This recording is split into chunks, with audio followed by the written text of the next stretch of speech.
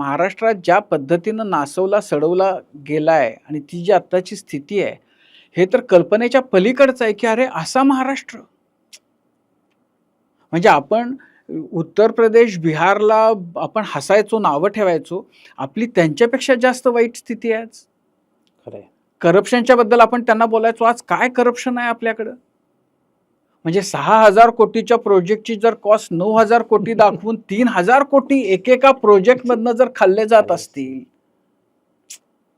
आणि परत तोच मुद्दा, की ह्या पैशाचं शेवटी करणार काय? बरं, एवढे पैसे खाऊन प्रत्येक मताला तुम्ही पैसे देऊन जेव्हा निवडून येता, म्हणजे आपल्याकडे गावांची काय अवस्था आहे? काय रस्त्यांची स्थिती आहे? काय आरोग्याची व्यवस्था आहे? काय शाळांची स्थिती आहे?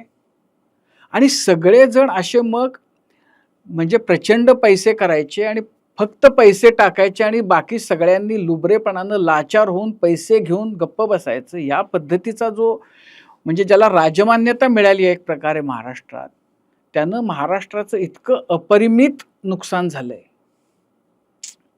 म्हणजे यशवंतराव चव्हाणांनी जेव्हा महाराष्ट्र स्वतंत्र राज्य झालं, त्यांचं सांगलीला भाषण झालं होतं आणि महाराष्ट्र त्यावेळेला इतकं म्हणजे स्वप्न हे होतं, की महाराष्ट्र पुढारलेला होताच. सगळ्या क्षेत्रांनी, सगळ्या अंगांनी महाराष्ट्र पुढारलेला होता. आणि त्यावेळेला स्वप्न यशवंतरावांचं हे होतं, की आपण जिथं आहोत तिथून प्रत्येक क्षेत्रामध्ये आपण वरच्या पायरीवर जावं. आणि त्यांनी त्या पद्धतीची रचना, व्यवस्था करायचा प्रयत्न केला. म्हणजे इतक्या वेगवेगळ्या अंगांनी सगळ्या महाराष्ट्राचं आणखीन तो काय म्हणू आपण, आणखीन चांगला व्हावा यासाठी प्रयत्न करणाऱ्या गोष्टी आणल्या. त्या भाषणामध्ये सांगलीच्या ते असं म्हणाले होते, की मला काही वेळेला असं वाटतं, की इतका हा सुंदर महाराष्ट्र याला दृष्ट लागणार नाही ना.